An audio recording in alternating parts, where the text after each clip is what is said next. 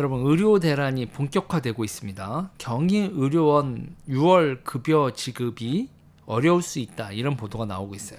저는 황금알을 낳던 거위를 죽였다, 이렇게 얘기를 하겠습니다. 누군가 황금알을 낳는 거위의 배를 갈랐으면 그 거위의 배를 가른 사람을 욕해야 합니다. 그런데 사람들이 거위를 욕해요. 왜 황금알을 안 낳냐고. 저는 황금알을 낳는 거위 배를 가른 사람들을 좌파로 보고 있습니다. 노동, 헌신, 효율성, 시스템, 그런 거 다 무시하고 당위를 얘기하고 찡찡거리면서도 권력을 가지려 하고 그 가진 권력으로 채찍을 드는 사람들, 권력의 횡포 운운하던 자들이 그 누구보다 권력의 횡포 부리는 자들, 저는 그들을 좌파로 봅니다. 배를 가르는 좌파들과 그 추종자인 홍위병들, 대한민국은 지금 문화 대혁명의 소용돌이에 빠지고 있다. 문명의 후퇴죠.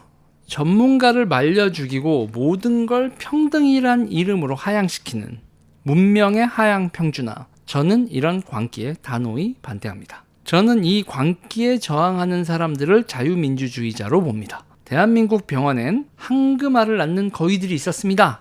전공의들이죠. 일주일 100시간 전후에 노동을 하면서 현장을 지켰던, 그러나 월급은 최저임금 이하로 받던 의사들, 그들이 황금알을 낳는 거위였죠. 전공의가 사라지면 모든 게 원가 이하가 됩니다. 그럼 병원은 생존하기 위해 가격을 올려야 하죠. 그런데 대한민국 병원들은 그럴 수가 없습니다. 가격이 수가로 정해져 있거든요.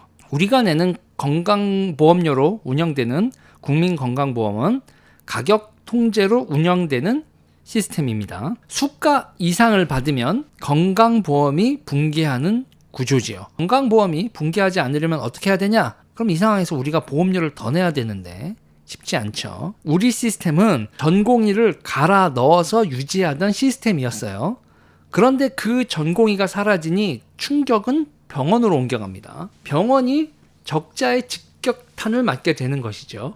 이런 병원이 무너집니다. 한두 병원이 무너지면 균형점을 찾는다, 이런 얘기를 하시는 분들이 있는데 제가 다시 말씀드릴게요. 균형점 안 옵니다. 그런다고 경희의료원이 무너지면 환자들은 그 옆에 고대 병원으로 갈 거예요. 그럼 고대 병원이 대박이 나느냐? 일반적인 장사라면 그렇게 조정이 되는데 그렇지 않고 고대 병원의 적자가 확대됩니다. 왜냐고요? 가격 조정을 할 수가 없고 적자인 치료를 더 많이 해야 되니 고대 병원은 더 빠르게 무너지게 되죠. 그렇다고 경희의료원에 투입되던 의료보험을 고대 병원으로 몰아줄 수 있냐? 없습니다. 수가는 전국의 병원으로 다 동시에 올리는 거지 특정 한 병원만 올려줄 수가 없어요. 그리고 결정적으로 문제가 있습니다.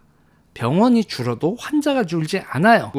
경희의료원을 시작으로 병원이 눕기 시작하면 환자들은 대기 줄을 서야 합니다. 기다려야 돼요. 치료받기 위해 하염없이 기다려야 합니다. 그나마 병원이 버텨준다는 전제하에 기다릴 수 있는 거예요. 만약에 내가 웨이팅이 걸려 있는데 그 병원이 무너지면 내 웨이팅 다 뭉개지고 다시 줄을 서야 합니다. 그렇게 이제 국민들은 이 의료 대란을 남일 보듯 하다가 현실로 느끼게 될 겁니다. 진짜 대란이 이제 시작되는 겁니다. 전공의가 과부하를 버티다 사라지니 병원으로 그 과부하가 이전하고 최종적으로는 국민건강보험체계가 이 과부하를 이겨내지 못하고 붕괴하는 겁니다. 이 의료 대란이 진행되는 모양새입니다. 그런데 여기서 하나의 변수가 있습니다. 적자를 공적 자금 투입해서 병원이 버틴다입니다.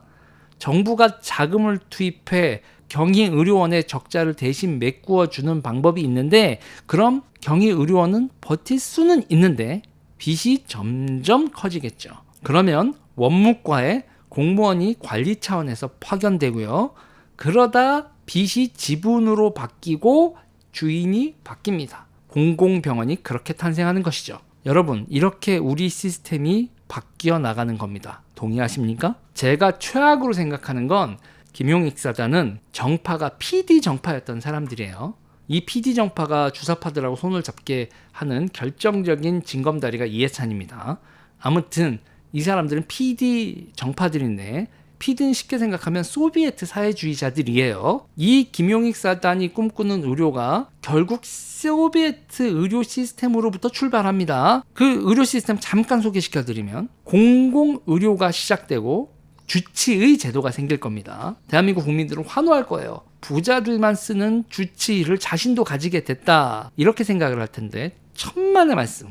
현실은 게이트키퍼, 문지기 주치의예요. 그 사람들은 당신의 치료를 목적으로 하기보단 공공의료의 재정 부담을 덜어주는 역할이 주치의의 첫 번째 역할이 될 겁니다. 주치의 승인 없이는 큰 병원과 서울에 있는 병원을 못 가게 될 거예요. 지금껏 누려왔던 권리를 다 박탈당하고 집중화된 중앙위원회에 종속된 국민들이 될 겁니다.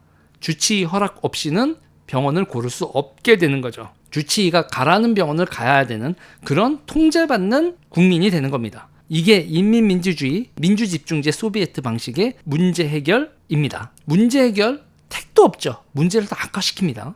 이 소비에트 공공의료를 기본 모델로 서울대 의료관리학 교실이 이론들이 정교화되어 왔고 지금의 한국보건복지부 공무원과 정치권 의료담론의 뿌리를 만들어냈습니다. 이런 의료담론이 윤석열 정부에서 관철된다는 게 저는 더 없이 황당합니다. 이런 공공 시스템이 전체 의료를 감당할 수는 없습니다. 그럼 어떻게 되냐면 민영병원이 생겨납니다. 말 그대로 의료 민영화가 발생한다는 얘기예요. 비싼 병원이 생기고 기다릴 필요가 없는 병원은 민간 차원에서 비급여 병원으로 돌아가게 됩니다. 돈을 충분히 내면 비급여 치료를 다 받을 수 있는 그런 병원이 생기는 거죠. 지금 혼합진료 금지로 급여, 비급여 혼합을 하면 보험료 지급을 하지 않겠다 이러잖아요. 이러면 급여 치료를 하는 공공병원과 급여 혼합 치료를 하는 민간병원으로 병원이 두 개가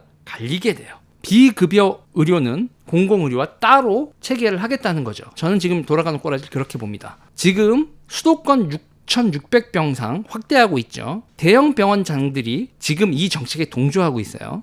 일부 대학병원장들이라고 할게요. 좌파 그리고 일부 대학병원들의 이해관계가 일치합니다. 좌파는 공공병원, 대형 병원들은 수익병원 이렇게 이원화된 의료체계로 나아가고 있는 거죠. 이게 윤석열이 열어젖힌 대한민국 의료체계 제3기의 모습입니다. 1기 완전 민영, 2기 국민건강보험체계, 3기 혼합체계. 국가적 비용은 급격히 증가할 것으로 보입니다. 이런 시스템 전환 좌파가 절대로 해낼 수 없는 일인데 윤석열 대통령이 추진하는 걸 보며 저는 이분이 트로이의 목마 아닌가 의심을 안 할 수가 없었어요. 착잡합니다. 전공의 비율 40%인 경희의료원이 개원 53년 만에 존폐 위기에 빠졌습니다.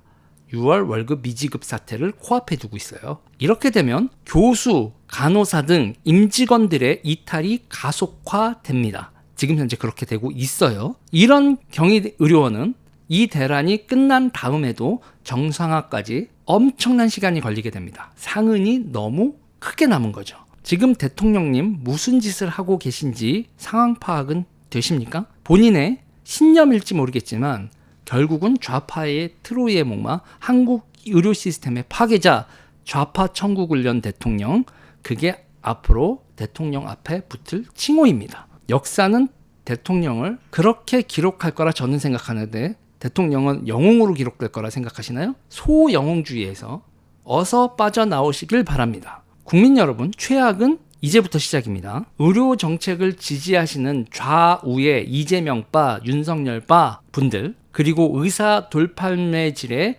여념이 없으신 국민 여러분, 진정 홍위병으로 역사에 기록되고 싶으십니까? 저는 정치인들, 국민들 모두 문화 대혁명의 소용돌이에 빨려들고 있다 이렇게 보고 있습니다. 이 이야기는 여기까지 하겠습니다. 시청해 주셔서 감사합니다.